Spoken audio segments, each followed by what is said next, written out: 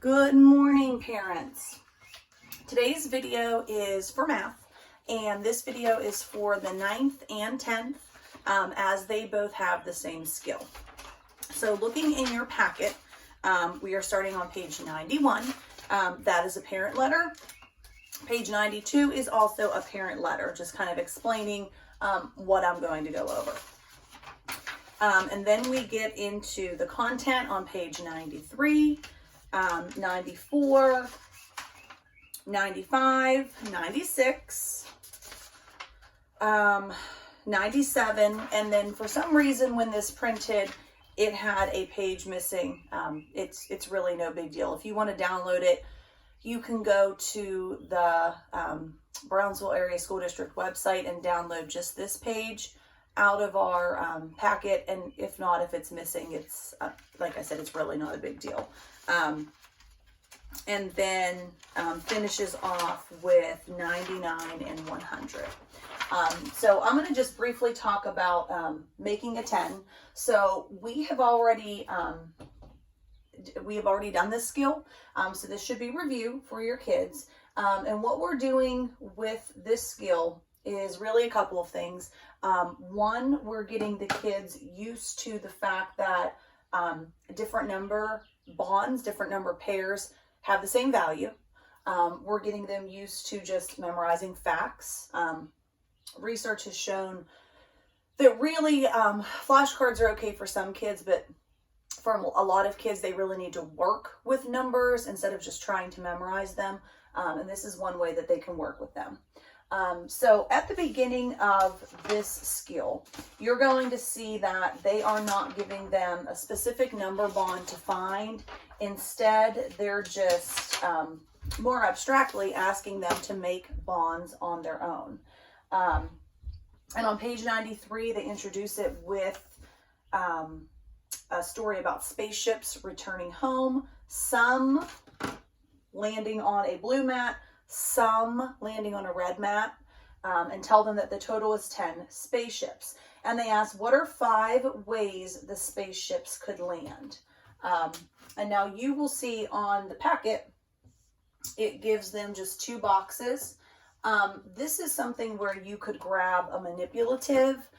We talked about those. It can be something as simple as 10 M&Ms.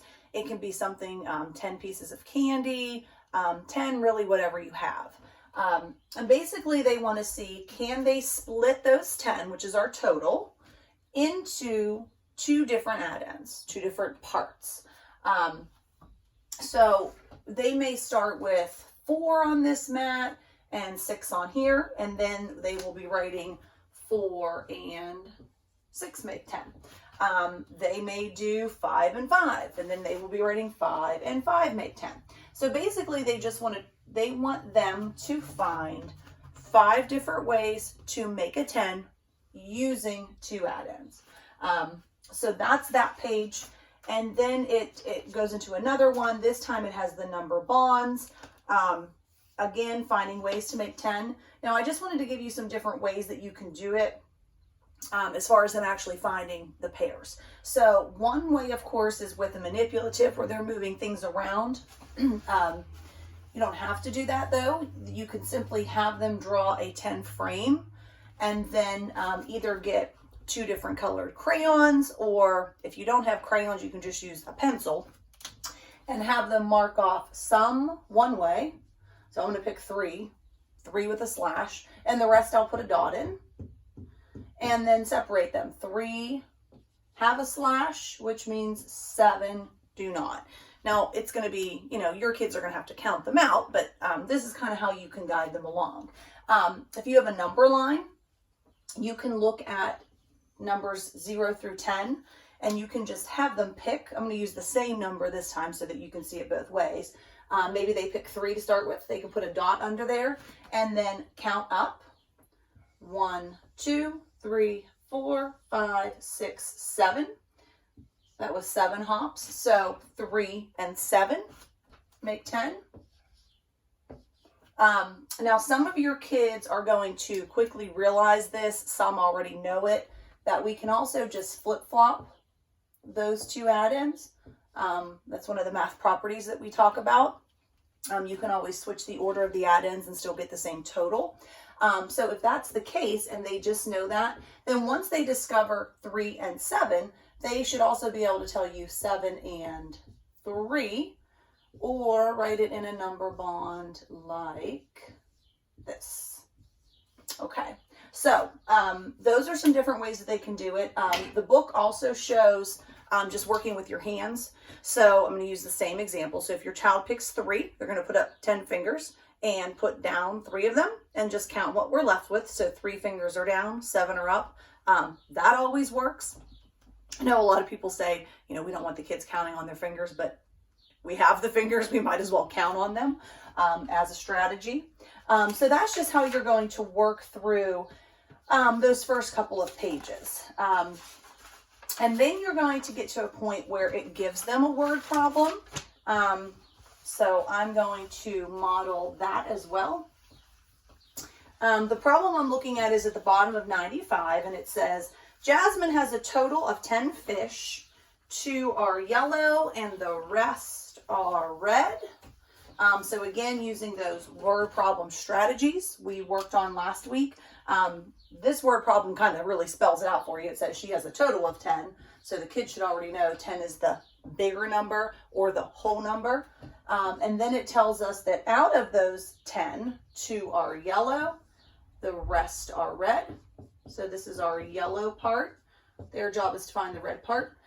Again, they can use the number line. They can make a model. They can put up 10 fingers, put 2 down. It's kind of hard to do, isn't it? Put 2 down and count how many are left. They can model it with circles. So lots of different ways that they can do this.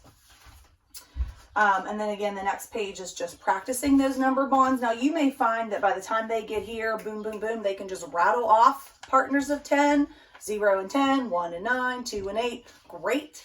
That shows they've learned them and they just know those as facts. So that's good. This one again is just developing number partners for 10. So you can use all those same strategies. The part that I thought actually might be the hardest is just simply the way that it copied, because it's kind of hard to tell the difference on page 99 and 100. So when we're looking at that one, that problem does not use 1, 2, 3, 4, 5, 6, 7, 8, 9, 10. That problem does not use a 10 frame. It uses a 10 train. And the only thing is, this should have been colored, but because it printed in black and white, it didn't come out quite so great.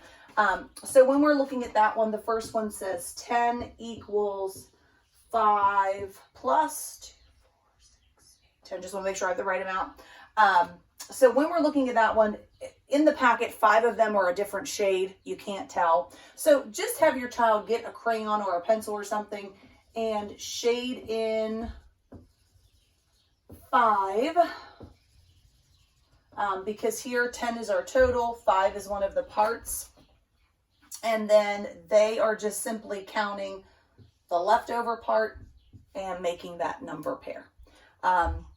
So that's really our focus for Thursday and Friday this week. All right, have a good Easter holiday, and we will see you again next week.